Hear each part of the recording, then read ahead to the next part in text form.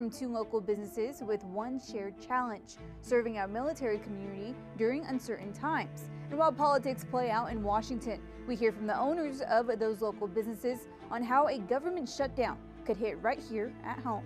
That's Off the Top.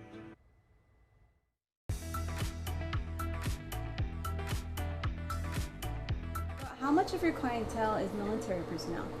About 90%. At this particular location, I would say over 90% of our clientele is military. Two business owners, one common thread, serving those who serve our country. William Unset manages Aloha Sun Spa, offering red light therapy and tanning services just across from Fort Bliss. I've had all the way up to full bird colonels to just, I guess, somebody who's just been in the military, right out of boot camp. Just since we are right across from Cassidy Gate, if it's not just actually military, it would be spouses. But with the government shutdown underway, he worries about what comes next. Well, you always got to be concerned. And when there's a shutdown, everyone assumes the military makes so much money, but a lot of them are younger and they live check to check. And they have families and stuff, so we'd be one of the ones cut first because we're a luxury, not a necessity. And just a mile away, a different perspective. Stefan Zucker manages Mr. Guiden, an embroidery shop specializing in plaques, awards, and military recognitions.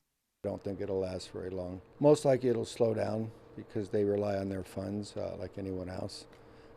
But then it'll kick back up. Still, he says any disruption has a ripple effect. Well, it hurts the city in a larger sense because if they're not spending it here, they're not spending anywhere. I mean, they're going to go to where they need to spend on food and rent if they're renting. So it's first priorities that they would spend their money on. These are afterthoughts, they're gifts. Both owners say the outcome depends on lawmakers in Washington, but the consequences land squarely here at home. Just the old saying, carry on. And they got to do what they need to do. El Paso Congresswoman Veronica Escobar warned yesterday that if the shutdown continues, pay periods could be affected as soon as next week, leaving many families stressed about how to cover their bills. A lot of folks may feel very, very stressed or panicked because they have bills to pay. They have a mortgage to pay.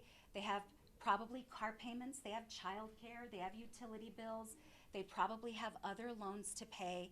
And they're worried that they will not get their paycheck because in a government shutdown, employees are either furloughed or they're deemed essential workers and they don't get a paycheck.